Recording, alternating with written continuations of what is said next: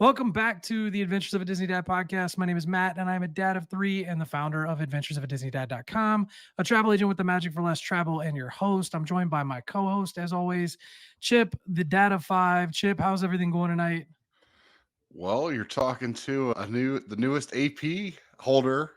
Congratulations. Congrats. That made that official tonight, and yeah, I'm excited to get ready for our dad's trip here in a couple weeks. So we haven't mentioned it much, but Chip and I are going to be going down April 5th through the 8th. So if you see us in the parks, please be sure to say hello. We are happy to chat with anybody and everybody, and we're excited for how crazy busy it's going to be. And we're going to talk all about that tonight on our episode. We're going to talk all things Disney Spring Break, which is going to run really next week through the beginning of April-ish. And we're joined by our special guest, Emily. She goes by Enchantment by Emily on Instagram. She's a Disney content creator. She posts absolutely hysterical content. Emily, welcome to the show. Hi, thank you for having me. I'm so excited to be here. Yeah, we appreciate it. It's a fun episode we've got planned. We're going to talk about all things spring break for our main segment of the show, and then of course we're going to do some fun games, some listener questions, and things like that with Emily to get to know her a little bit better in her content journey. So we'll talk about that a little bit at the front end of the show. But spring break has been a hot topic for the last week or so. I've been getting a lot of messages about it with people asking questions. How crowded is it gonna be? How do I do Genie Plus? All the questions. So we're going to talk about some of our favorite tips for anybody that's going down on spring break, or really anytime that you expect that it's going to be pretty crowded. But before we do that, Emily, let's just kind of get a background. When did you start creating content? About a year and a half ago, I think it was, May of 2020. Would that have been a year and a half ago already? Just about. Yeah, Just going Yeah, on it about. was 2 just years. before Yeah. the summer, and I just kind of jumped in, and it's going really well for me. So I'm pretty thankful for that. How did that get started? Really, just because I go to Disney all the time and I'm just a big goofball just in general. And so I had friends and family who were like, you should just put stuff online. You're always cracking jokes about it and you love it, but I'm not the typical Disney girl, if you will. Yes, I have a family and I go with my kids, but I have, a little bit more of an edge, if you will, some of my humor. So I would just call it a like, I sense was of like, humor, but I don't want to like knock anybody else that's in the Disney community as if we don't. not at But all. you have a No. very different edge is a great way to put it. It's an edge to your 100%. content, and it is funny. I feel like it's old school comedy in a sense. Yeah, Hey, Br- I definitely like. I love the whole Will Ferrell, like old school Saturday Night Live kind of humor. Chris Farley, like that's just kind of always been my jam. So I was on Instagram and I'm watching all of these other content creators, and they're all fantastic at what they do. I'm not knocking anybody by any means, but I didn't see a lot of females in like the humor kind of category as far as Disney goes too that I really enjoy. So I was like, all right, I'm gonna try it. We'll see how it goes, and so far so good, Yeah. I guess. The one thing that I found really unique about your content is that you do find your own lane, so to speak. Like what you do and the humor and the way you go about things is very different than like what you see in the tip space or food updates or whatever news in other categories or travel agents. So I think it's really interesting that you provide a different aspect or view on the parks. Yeah, and I mean that was a big part of why I started it, because it was always a lot of, very similar things. And I love Disney with every ounce of my being. I mean, I was actually just talking before at dinner tonight. I This is the first month since November I haven't been, and I'm not a local. So I absolutely love it. But there's some real things with it. It's expensive. And if you're like me and you like to shop, that comes back to bite you sometimes. And I just wanted to keep it really authentic and real to me. Mhm. So a lot of that isn't always done necessarily in the Disney kind of community. It's a lot more lighthearted where, like I like to say, I like to bring more of a little bit of an edge and some more real things to it. It's not always roses and happy. Sometimes crowds get to you, and so do the drinks. Yeah. I I just think like to the be the, a little more real with it. the Yeah. humor is like our generation's humor. I mean, I get the Adam Sandler vibe, the Yes. Will Ferrell vibe, and that's our generation. So seeing that comedy just because you don't see that anymore. So I think it's hilarious. I was like told you earlier. I watched the Step Brothers clip probably 10 times. Just and I was my wife's like, "What are you doing?" I'm like, "Leave me alone. Let me stay in this." Well, it was funny. I saw a clip on TikTok today about how like that comedy's just not made anymore. No. For a number of different reasons, but like you just don't see it. People don't take that kind of creative freedom in comedy or anything like that anymore. But that's a topic for a different day that we're definitely not gonna wade into. But See, I don't when know you if I talk can about get into that today. yeah, I think we would all need to have a few more drinks to be able to have Yeah. that conversation. The big thing that I'm curious about is you mentioned that you're not local, but you do go frequently. So and you've got two kids. I think you've mentioned they're 7 and 5. Yep. What is your kind of travel with Disney relationship like? So I'm a vacation club member. So I've got DVC points, which is how I can go so frequently because I'll take mini trips just for, a couple days to go to like Festival of the Arts or Food and Wine or something like that. And because I have flown so much at this point now with Southwest, I've racked up a decent amount of points with them too. So I've been able to utilize that and kind of offset some of those costs. But I'm also divorced. So there are days when I don't have my kids. So it's a little easier to travel without them and then instead of planning travel with them. But they do Mhm. go with me at least twice a year. Oh, So nice. they're pretty lucky, and at this point now they're kind of like, we go to Disney, sure. I was a travel agent for a while actually too. I'm not anymore now. I've partnered with Mosca Planners, but that was how I also offset some of those travel costs because it does get expensive. But I think the vacation club for me is very fortunate that I can not pay for a hotel, and I'm also an annual pass holder. So Did you join DVC before you started creating content, or how long have yes, you been a DVC member? I joined DVC in 2021. Okay. So I had been, and that was how I sort of got into the content world. I had been going frequently with those points, and then friends and family were like, "You should just start posting some of this stuff online. You could do this." Yeah. So I Well, tried it, and here we how are. long were you how long were you a travel agent? Not long, maybe Yeah. not 6 months, maybe Okay. like So you 9 months. decided it wasn't for you? Well, I actually really loved it. My only thing was being a single mom, and I have a full-time job too. It became a lot to try and balance Mhm. all of it together. But I absolutely loved helping people plan their trips and then being the go-to when they were there if something was going wrong and being able to help them. I think it's fantastic, especially if you know Disney and you love it. It's really great. But it just became a little too much for me at this point in my life that I I was going to focus more on the content creation. Yeah, and the only reason why I asked that is I think it's really important that somebody hears that perspective because that's probably the most frequent question I get is what does it take to become a travel agent? How do I do it? What are the discounts? How much money do you make? All this stuff. And I've promised probably a dozen people that we would do a podcast episode all on that subject. So I don't want to get too far into it, but it is like I think it's important for people to hear because the first thing I always tell them is you don't understand how much time it takes from your It does. family, Yeah. and I think that's what you're echoing right now. And the other part of it is you're not just, doing very little work and getting to go on trips for free or for discounts. Like it does not work that way. It is very much building a business.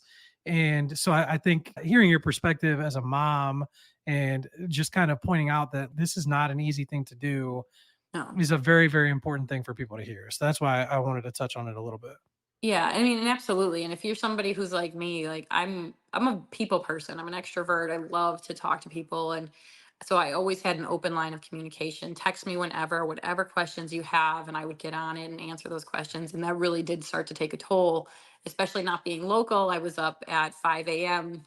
booking dining reservations for clients, and then having to get my kids to school, and then I had other clients texting me, at 9, 10 o'clock at night, just depending on where they were, and it just became a lot. So Yeah. it's something if you're really serious about it, it's really great and really fun. But for me, having my kids and another full-time job and doing content creation was just I had to take a step back from that. It's All right. a really important So thing I for got people I to got to hear. ask, where are you a DVC member at? What's home resort? Riviera. I like it. I like it. It's a good choice. Chip is It's also a honestly my DVC member. favorite, except for Beach Club because they have the best pool. Nice. Ooh, a little hot take there too. Little hot I take there agree. I'm too. with her though. I'm with her. I'm the only non-DVC member on the show tonight, sadly. So you guys can all cry tears of whatever for me as we as we go through it. But Emily, we're so excited to have you on the show. We're going to talk more about your content. Before we do that, I want to jump into the news for this week. Universal Orlando is testing a new drone show. Have you guys seen this on social media?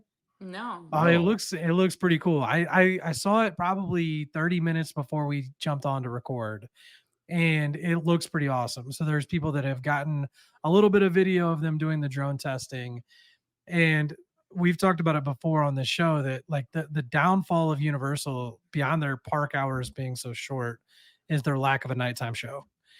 So I think a drone show is going to be incredible. Emily, have you seen the drone show that they do at, I think it's Disneyland Paris? Have not been to any international parks yet. It's Have you on my seen bucket videos of it list. though? I have. The drone shows. I can't believe they haven't brought that to the States, at least at Disneyland, if not Disney World, because that looks really awesome. And that was my question is, and Emily, I want to get your take on this, and then Chip, I'll get yours. Would you want a drone show to replace a nighttime show at Walt Disney World? It's a tough Okay. question, isn't it? Can we do it at Animal Kingdom? Nope, because the animals, because that's why they don't do them there, is because the noise like bothers the animals too much. Okay. So if you had to replace, and I'm not gonna, Epcot I think is a cop out. So if you had to replace Phantasmic or Happily Ever After with drones or add them in, would you do it? I think I'd add them. Yeah.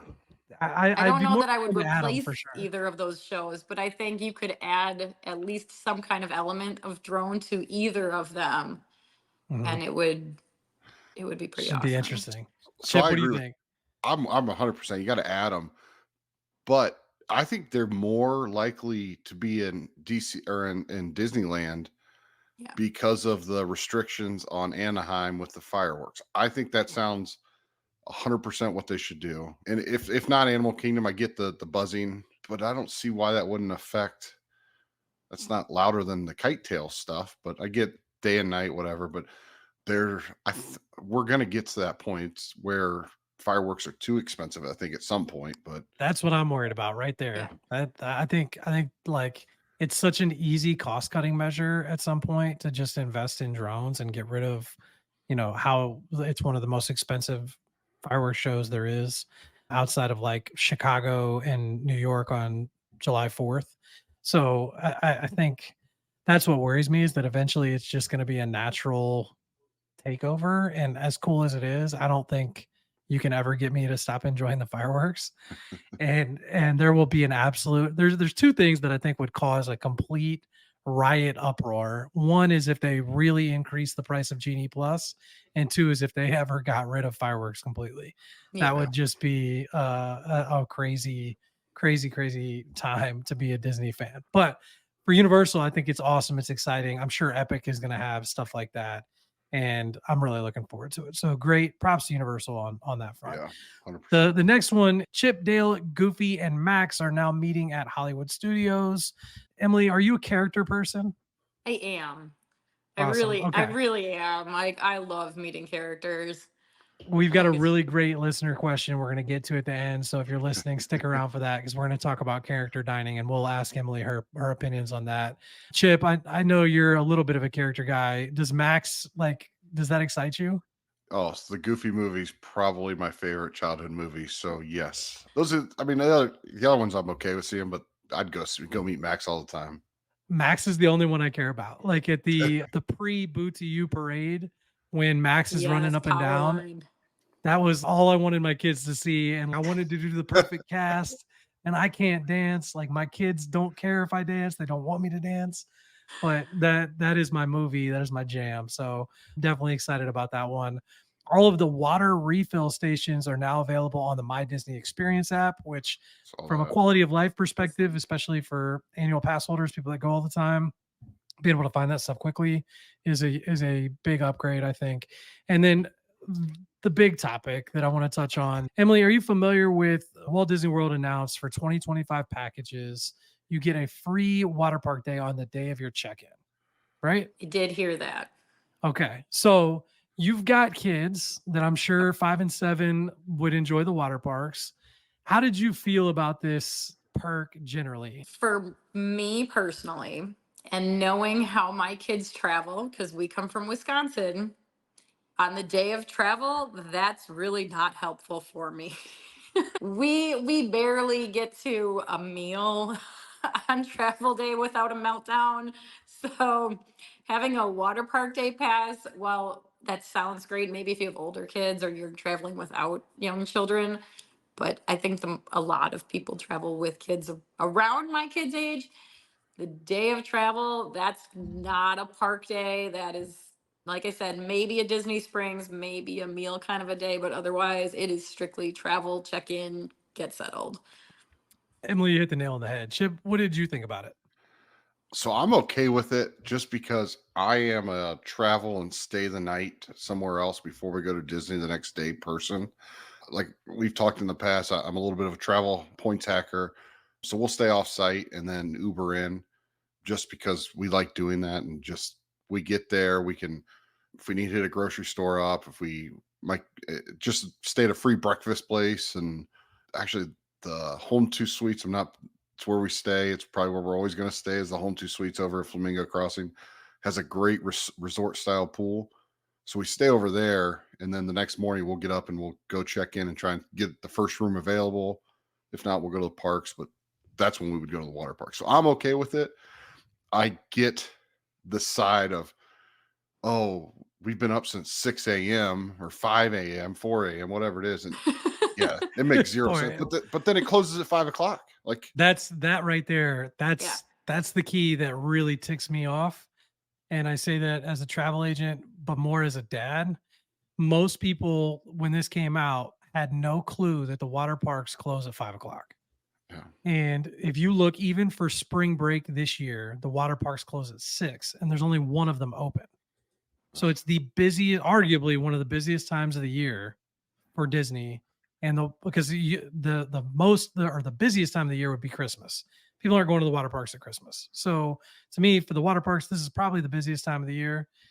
And you going to the water park at 5 p.m.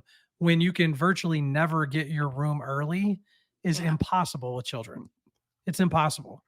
And it goes exactly what Emily said. Like if you're getting up at 4 o'clock in the morning and you've got little kids, you are not going to fly in, dump your stuff at your resort with no room, pull your water park stuff out, and then go run to a water park just to get there and it be closed 2 hours later. That is crazy. And the idea that like we would call that a value or something that matters to people drives me insane because I'm not, I don't push people that listen or follow me on social media. I don't push things on people or recommend things to people that I'm not going to do myself. And to me, that's crazy. Now, where this is really cool, and I think a lot of people started to think about this a few days later, is if you book a split stay. If you book a split stay, this can be really valuable. Yeah. And I think that 2025, at least right now, the most value you're going to be able to get is if you do a split stay. And there's some great opportunities. Emily, have you done split stays? Because you're a I Disney have. vet. I Yeah. have. Okay. Yeah. So And let's talk about it. What are some of your favorite spots to do split stays? well, I typically do them DVC because when I go, I typically stay DVC, and just depending on what rooms are available when I want to go, sometimes I'll have to split. I don't mind it again if it's just me or I'm traveling with other adults. If I'm bringing my kids, I did it one time. I will never do it again. My wife just heard that and she's nodding because my Yeah. wife doesn't really like it either. Too But hard with DVC kids. members do get the water park perk also, which I think Oh, is really? important too. Yeah.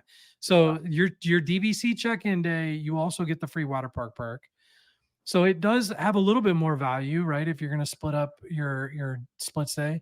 Yeah. If you had to choose, let's say, put the DVC stuff aside. If you were just choosing for yourself as a mom with kids, let's say you've got a little bit of a budget, how would you pair two resorts together if you were doing like an ideal split stay? Ooh, that's a good question. So my go-to if I am traveling with my kids and on a budget, I really love Pop Century. That's one of my favorite resorts. It's a value resort. You get a good bang for your buck. My kids absolutely love the Skyliner. So that having that access is top, like that's one of our top things we need. So if I was going to do it, I would probably split between Pop Century and another resort, maybe Caribbean Beach if I wanted to stay on the Skyliner there and still be budget conscious.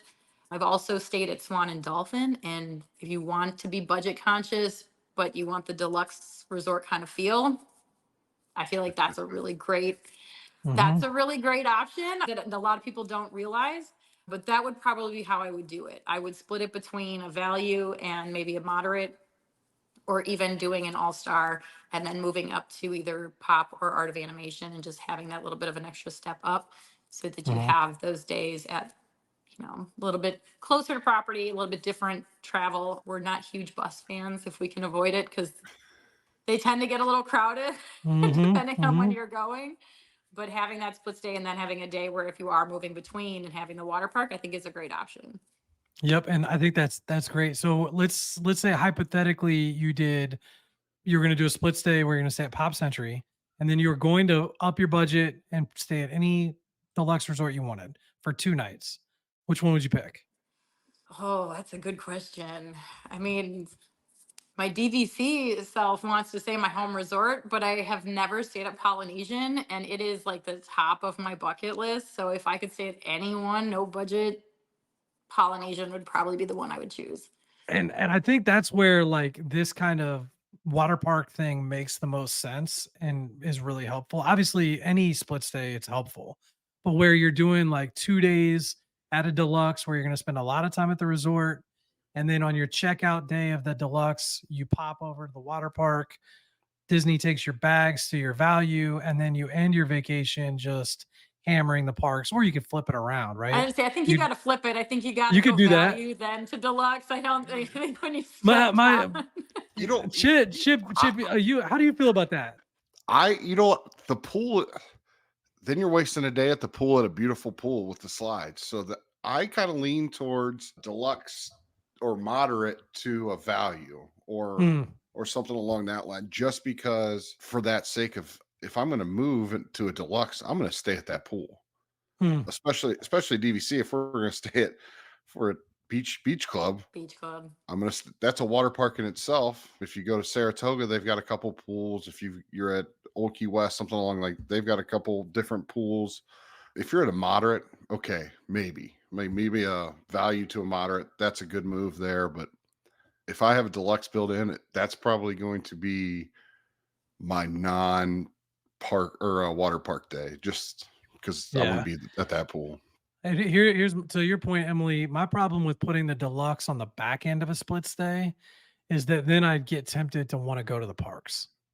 I'm like itching, right? Like if like let's say you've got a 7-day vacation and your Mhm. first 5 days are at Pop Century. So you're hammering the parks every day, and then your last 2 days are at a deluxe where you in theory you're gonna stay at the resort and stay at the pool. I'm gonna be sitting there checking the wait times at the pool, like just like, oh, I could go over for a few hours or whatever. And then I'm not like relaxing.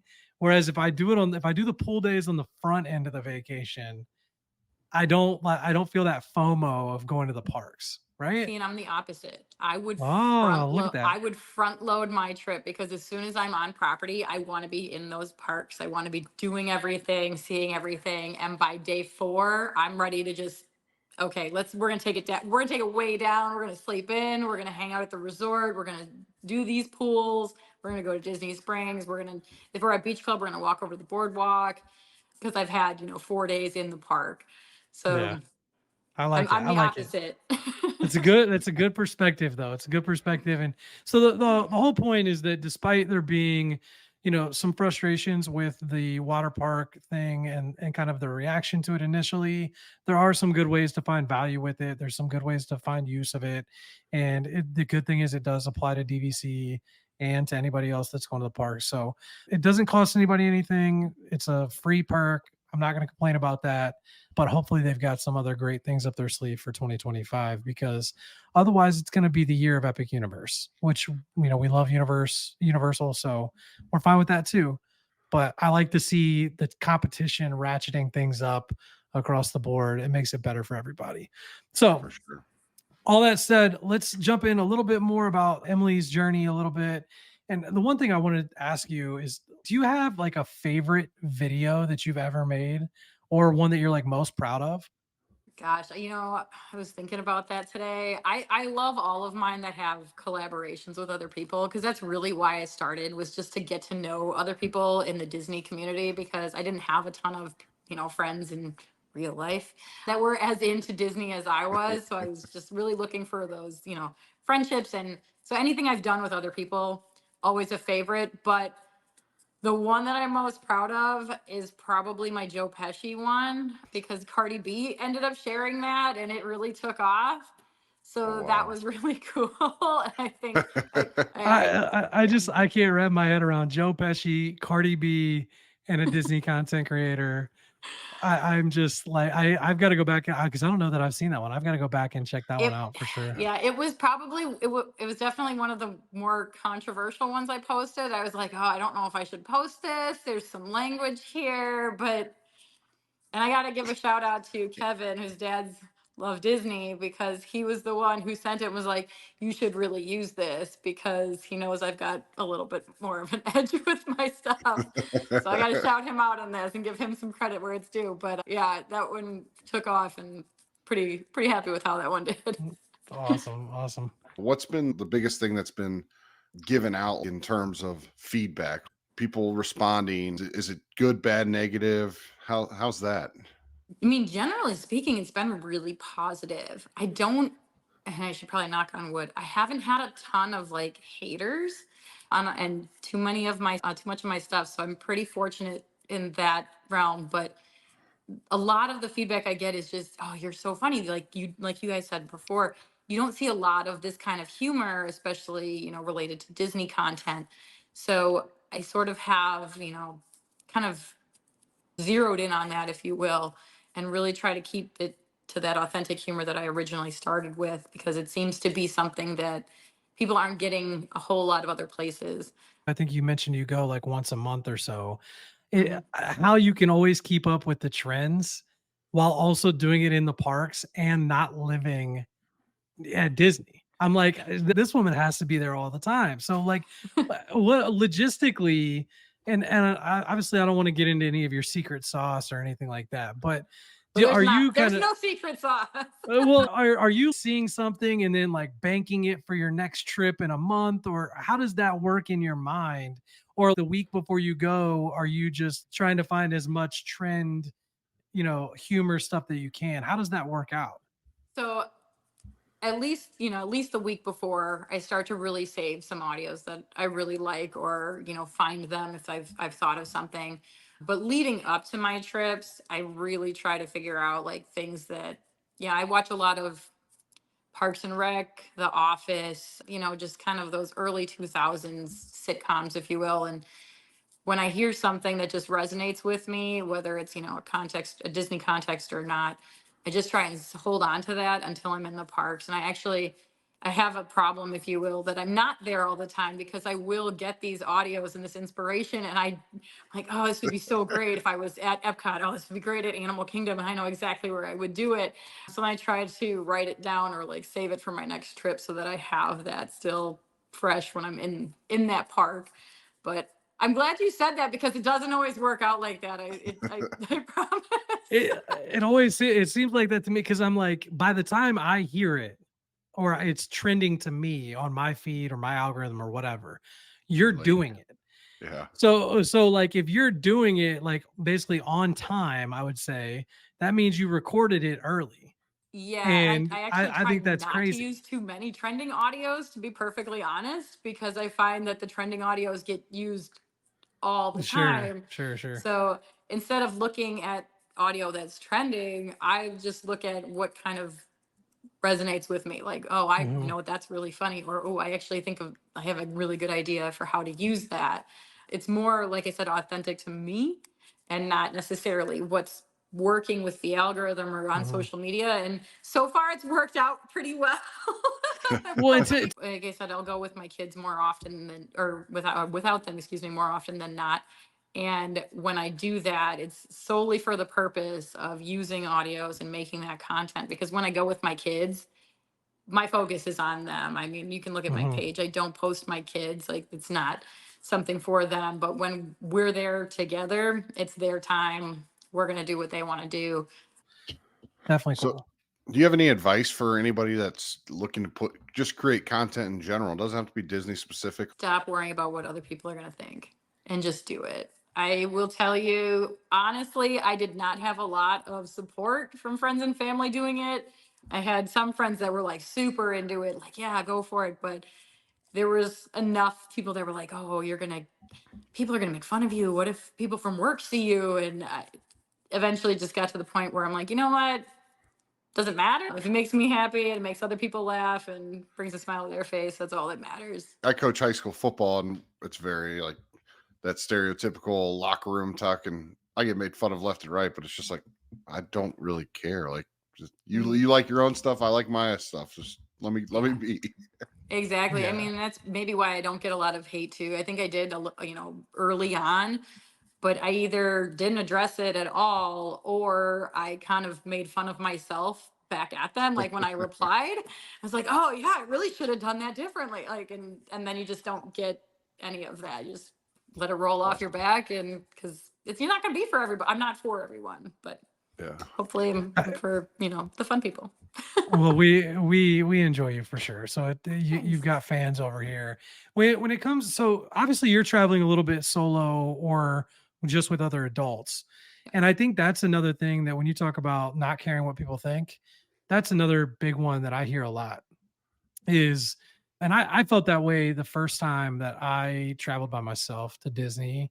And I feel like Mike Rallman, who hosts the Be Our Guest podcast, who I think a lot of us have a lot of admiration for, he was really like the first one that pushed me to go travel by myself outside of work. I traveled all the time by myself at work, but then like going to Disney was like, oh my God, like people are gonna say something or whatever. And so what tips would you have for people that are considering traveling either just with their adult friends to Disney or by themselves to Disney? I think you should absolutely do it. Just don't even second guess it. If it's something you want to do, go for it because it is a completely different experience going with kids, with other adults, and even by yourself. It's I really love traveling by myself because I'm on my time and I can do what I want to do when I want to do it. Even if I'm traveling with other adults, I'm very mindful of what they also want to do and what they need. And of course, when I travel with my kids, it's all about them.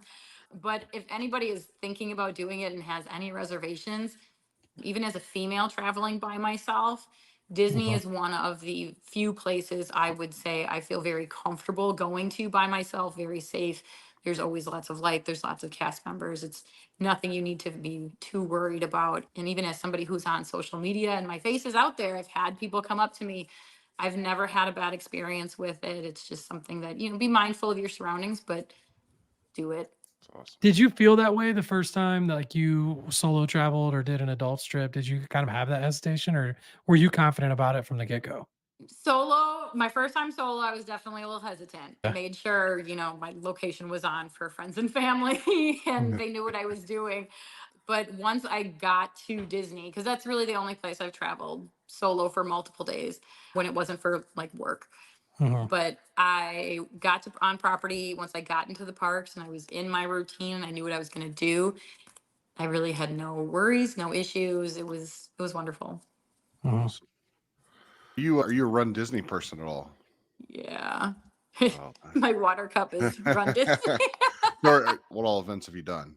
So I've done 4 races so far. I've done 3 5Ks and 1 10K. No, I take that back. 2 10Ks and 2 5Ks. I'll be doing my third 10K for Springtime Surprise in April. Yeah, I ran 4 of the 6 miles in my 10K last January without training. I would not recommend that. Hobbling around the parks after that, but so much fun. And I am not a runner by any means. Like, Are you doing like, are you training for the springtime surprise this time, or is it more like you're going to have fun and do the characters and stuff like that? I'm going to have fun, see the characters. Run weekends are so much fun. I would Mhm. never recommend bringing children to them just because they are very crowded. But for adults, even if you're not a runner, those races are just like, yes, it's an early morning, but the energy and the crowd and seeing the characters, there's music throughout the course. It's a really good time. I've done Chicago a couple times. I've done Disney a couple times. There's no comparison No. for a Run Disney race weekend to any other race anywhere. There Yeah. really isn't. Like, it's just a completely different experience. And what people don't understand is there's characters all throughout the course, right? And do you stop for them as an example? Do you stop for most of them for pictures? Depends on who it is. Last January, Darkwing Duck was out, and I pulled a full U-turn There's for a that lot of one. unique characters, right? There's characters that you don't see That you anywhere don't get else to meet in outside the of Run parks. Disney. Yeah. Yeah. And or in, any of the cruise line stuff, because Yep. sometimes there's unique characters on the Oh, yeah. cruises, but Run Disney, they bring out characters. I think Isabella from Encanto was out Yep. at one of the recent ones. There's some really cool ones. But you basically have to keep, I think it's like a 16 and a half minute mile pace. There's they call them the balloon ladies, that they go the slowest pace, and they're carrying balloons. If you fall behind them, they're going to take you off the course. Yep.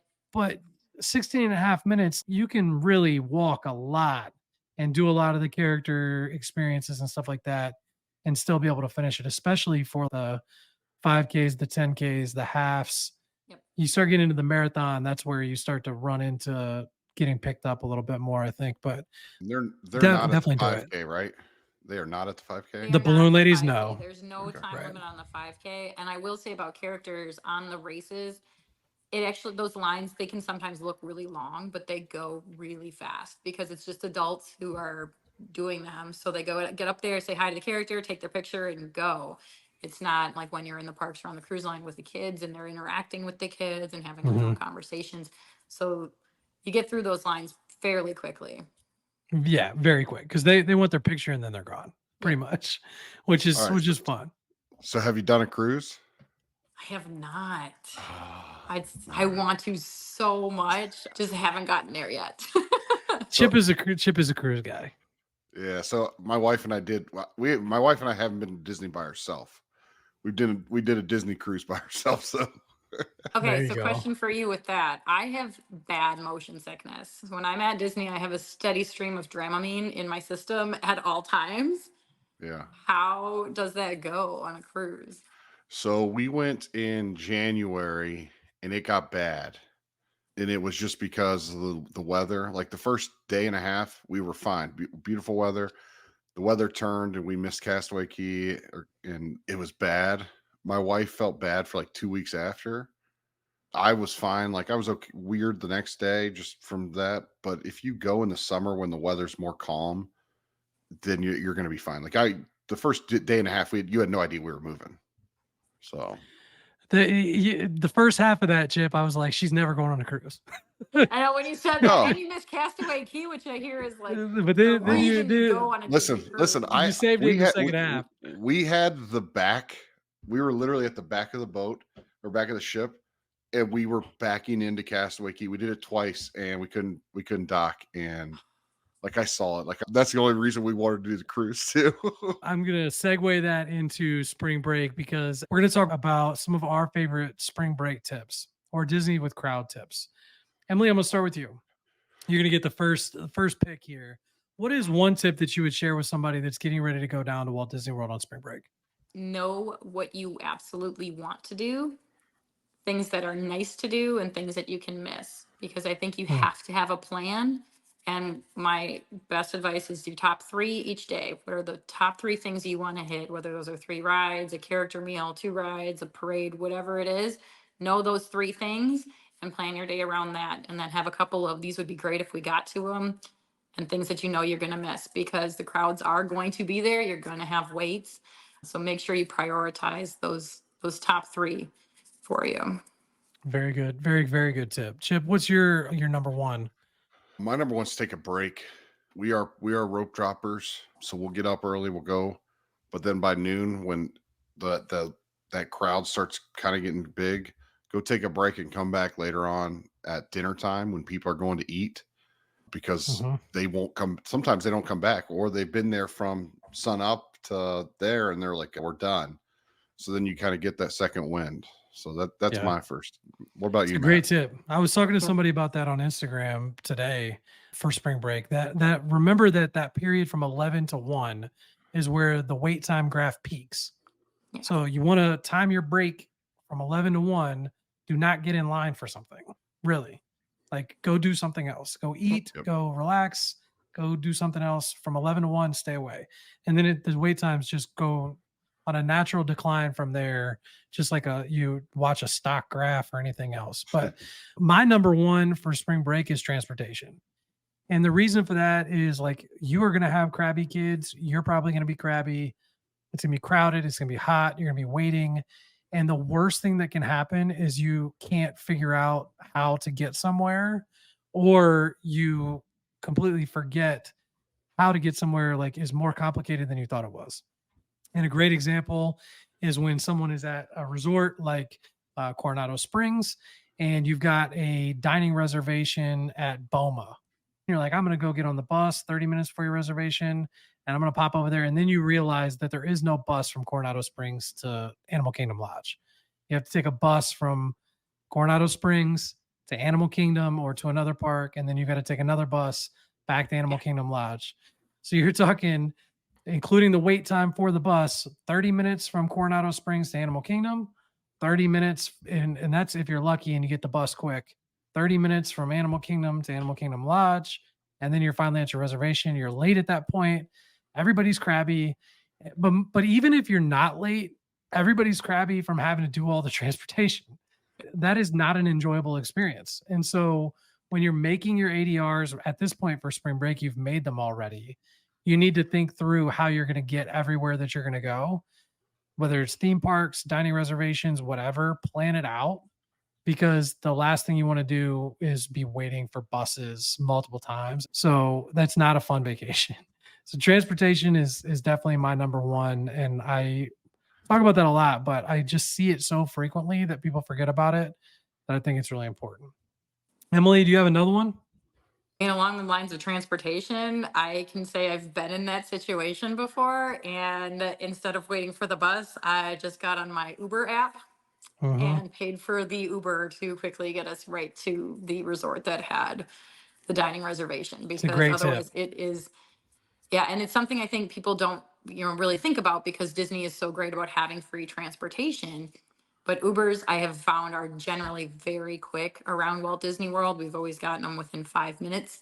And then Mm-hmm. it only takes, 10, 15 minutes, depending on where you're going to get somewhere. And it's generally not too expensive if you're staying on property to go somewhere else on property. So just Mm-hmm.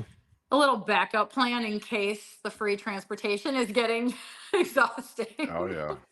Have you ever used the minivans, the Lyft minivans? I haven't Okay. actually.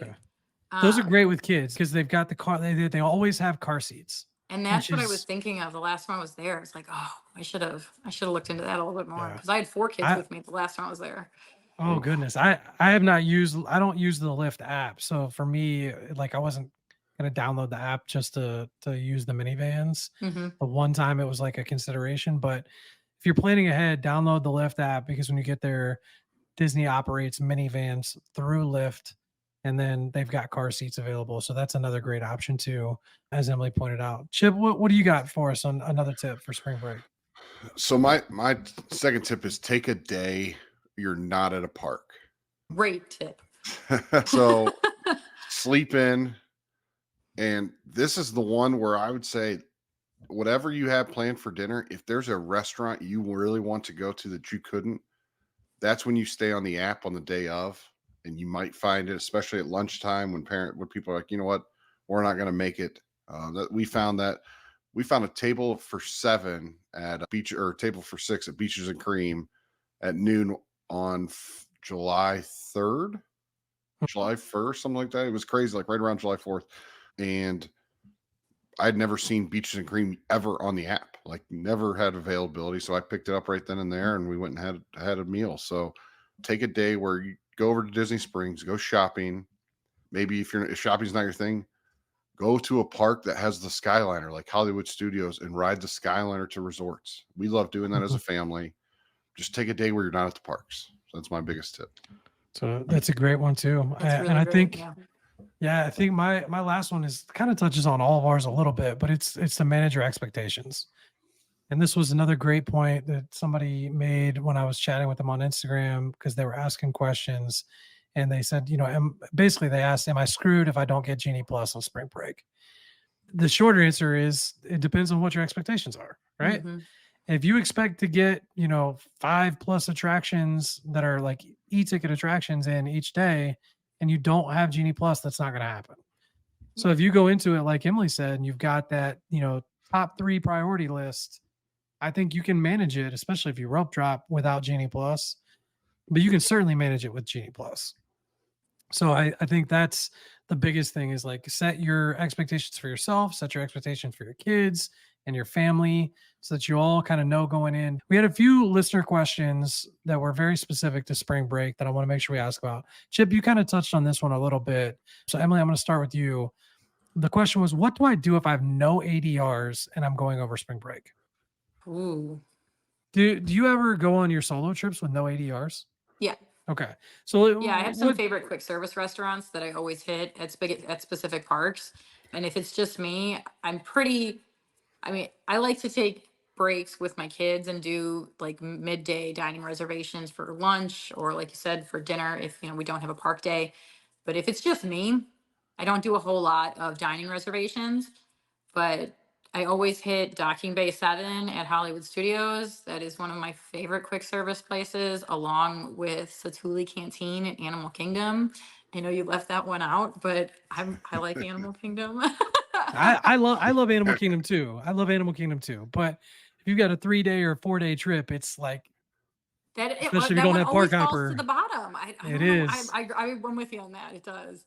Yeah. But Pecos Bill is another favorite quick service at Magic Kingdom. And the reason I like these is it's because it's not the typical park food, if you will. You're not just going to find burgers, hot dogs, and fries. You're going to find other things on the menu, which for me is a big plus. Don't get me wrong, I love burgers and all of that stuff, but sometimes you just want tacos or mac and cheese. And if you're like my Mhm. kids, that's all they eat basically. So we find the restaurants that have those. So Very good tip. if you don't have the advanced dining reservations, know which quick service restaurants you're going to go to.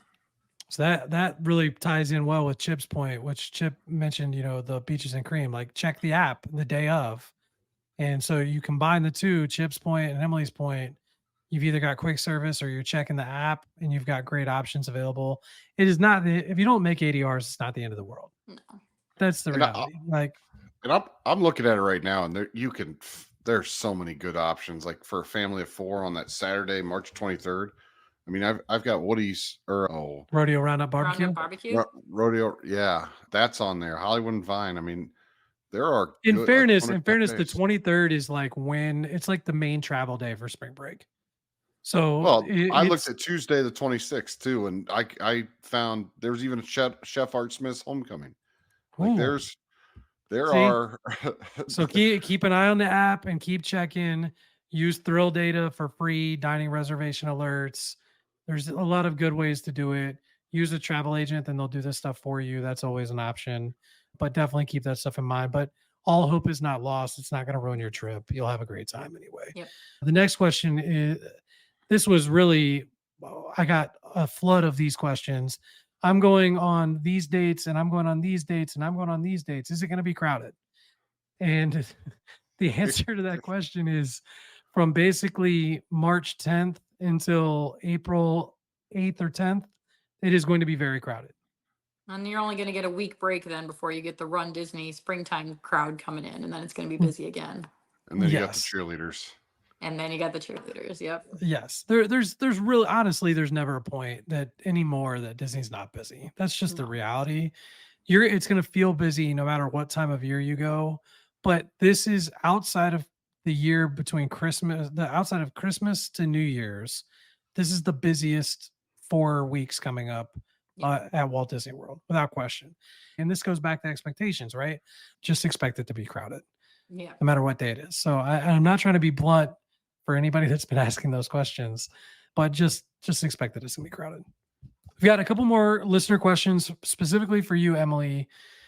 What advice would you have for someone planning a very first time trip to Disney? Ooh. Well, besides all of the advice that we just gave, because I mean, regardless of spring break, I think everything that we've mentioned is just good to have going into any trip. Manage your Mhm. expectations, have your priorities straight.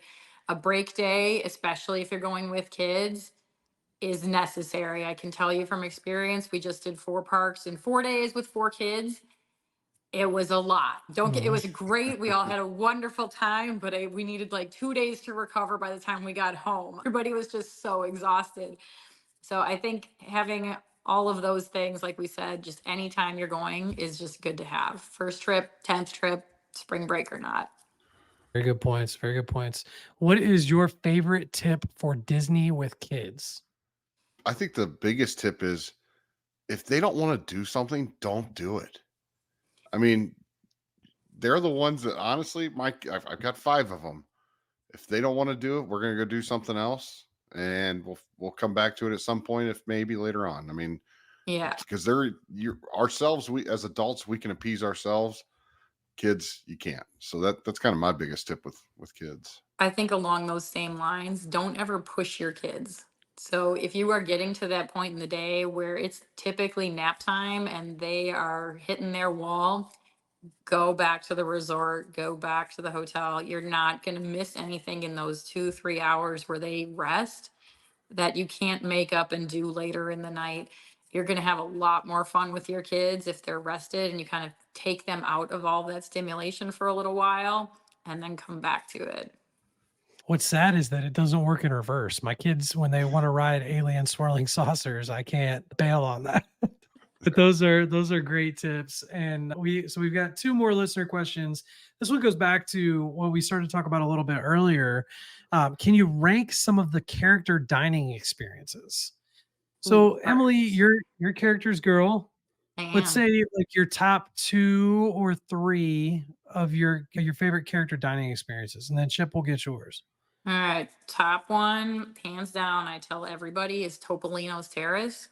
I absolutely love it. It is a great character breakfast. It is one of the few character meals that's not like a buffet style meal where you actually are ordering off of a menu. I really like it because it's a lot smaller too. So yes, it's harder to get in, but the noise level is significantly less than at someplace like Chef Mickey's, for example, which is personally not a place I like to go to. It's just too much stimulation for me and my kids. But the food at Topolino's, I've always had a really great experience with, and their service. So that's top tier for me. I also really love Tusker House at Animal Kingdom.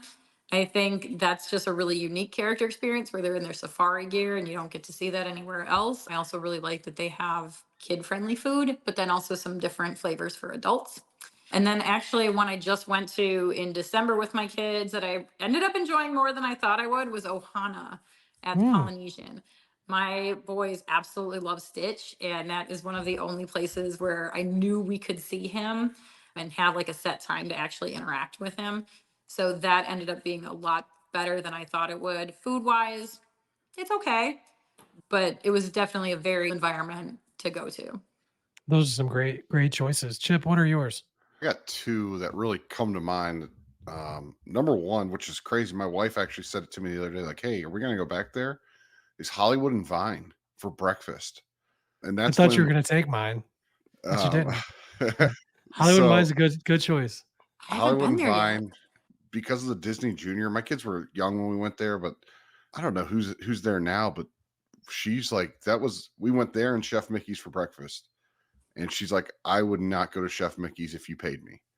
So she's like, the food was better. Like they had like a breakfast burrito bar. Like it was legit. And like she's like, Doc McStuffins came over and hung out with us for a long time. So I don't know who's there now, but we're probably gonna do it. Listen, if they ever got the rights to Bluey and they Oh put my Oh, Bluey gosh. there, Oh my gosh, that I'd would be be the there all the time.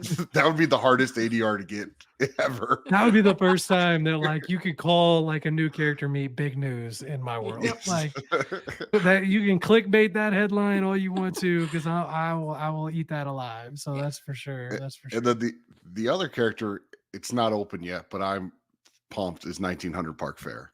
I think after it opens, and to me, I think it's gonna be the best, all because of Mirabelle and Tiana 100%. and Aladdin and Cinderella. Like you no longer have to do Cinderella's royal table to get your daughter to meet a Cinderella, which I think is awesome in the Magic Kingdom area at least. Akershus, like Akershus is hard for parents with daughters that want to meet princesses because the food is just so unique there. I get that you're trying to meet characters, you're not there necessarily for the food, but it helps if the food is decent. And Akershus is very, very difficult for even adult palates. To me, that's going to probably be one of the hardest dining reservations to get. Yeah. The last question that we had that we're going to answer this week is about VIP tours. Emily, not to put you on the spot, have you ever done a VIP tour at Disney or Universal? I have not. Okay. I've wanted to. I've had a couple of friends that we've talked about going and everybody kind of splitting the cost of it, but we have not actually pulled the trigger on it yet. I've done one at Universal, but I'm in the same boat. I think Chip, I think you're in the same boat too. Like and this really goes down to Disney, you get up to 10 in a group for a minimum of 7 hours, but the cost is $450 to $900 an hour. Yeah, That's not total, that's an hour. an hour. Yeah. So you really need like a 10-person group where everybody's going to split the cost to make it reasonable. And so the Disney VIP tour is a little on the expensive side. You get the benefit of walking directly onto lines. We're not talking about like lightning lane style. We're talking about like walking directly onto the ride, which is better in that sense. But and you get the education, you get the like the food access and stuff like that. It's by all accounts from everybody that I've talked to that's done it says that it's worth it, but you have to know going into it that it's an expensive ordeal. Universal is priced differently. They do it $189 per person, and it goes up to I think up to $350 per person. It's variable just like Express Pass, but it is the same experience. You're literally walking onto the ride and you get to pick whatever ride you want that you're going to do it. We did it with a bunch of travel agents I think it was in November, and it was incredible. We got to do everything. It absolutely poured the rain, unfortunately, which was like a huge bummer to me, but we made the most of it. But we did, I think, Velocicoaster like 4 straight times where we literally just, and we didn't even have to walk all the way out. You could just walk off the ride and then up some stairs and across and back on. And the only reason why we didn't keep going was because it was raining so hard that it was like, it was a miserable experience, like starting to get like torturous, Yeah. but it was cool. I highly recommend it at Universal. It is absolutely worth it there. Disney, it's just a harder bullet to bite, I think. But maybe we'll get a bunch of people together that have been on the podcast and do it. That would be fun. I'm in. And Sign me up. can we do Yeah. that with Velocicoaster? Because I'm Yeah. dying to ride that. Yeah, Emily. So Chip has not been to Universal in a while. We got to get you guys to Universal. So we definitely need to kind of coordinate something like that because that would be a Yes. lot of fun. That would be awesome. No doubt. So now we're gonna jump into the guest game of the week. Speed Disney 8 rapid fire questions. Emily has Put me on the not gotten spot these here. questions. Yeah, you have a drink, enjoy it. All right. In my Mickey cup. Yeah. First one, Emily, what is your favorite park? Hollywood Studios. Favorite ride? Rise of the Resistance. Favorite snack or drink? Oh, Dole Whip. Can I say that? Go ahead. Yeah, you're good. You're good. Favorite Disney movie? Oh, I knew you were going to ask me that. Ah, that one's hard. There's a harder one coming. Oh, no. I'm going to go with Moana for right now. Fair. Favorite Disney song? Stand Out from the Goofy movie. Good call. Ooh. Good call. This is the toughest one. This is the toughest one. I wouldn't actually. I have the answer for this one for me. Favorite Disney movie made before 2000? Well, see, I'm glad I went with Moana then for that other one. Yeah. Before 2000, can I say two? Sure. Aladdin. And I think Hercules is before 2000, Yeah. right? I think it was 98, 97, 98. Okay, so I'm close there, but I think those two are definitely. Favorite restaurant Are we talking at Disney World? at Disney World? Topolino's. Topolino Stairs. Ooh. All right. What's your favorite souvenir or merchandise that you've bought? Another tough one. I tend to buy a lot of mugs. I don't know that I have a favorite, but I always seem to come home with at least. So that's going to wrap it up. Emily, we hope you had fun with us, and thank you so Yeah, it was much for great. being on. We really appreciate Appreciate it. it. If you have any comments or questions, don't hesitate to reach out to any of us on social media or via email. I can be found at Adventures of a Disney Dad. Chip, where can people find you? Robinson Dad Life on its Instagram. Yep. And Emily, where can people find you to follow you for your content? Enchantment by Emily on Instagram. Awesome. If you're interested in having me assist you in planning your next Universal or Disney vacation, please feel free to reach out. All the links to get a free quote are in the show notes. Our services are free to you, and we'd love to help you plan your next dream vacation. If you have a moment and you could follow, subscribe, like, and review the podcast on whatever platform you prefer, we would greatly appreciate the support. Emily, again, thank you so much for being with us. We had a blast. We hope you had fun. Oh yeah. And thank you guys for having me. It was wonderful. Anytime you want to have me back, just let me know. yeah. We're gonna get you back on. So, and we will for Chip and I, we're out of here. Thank you all for the support, and we'll see you guys in the parks. We'll see you when we see you.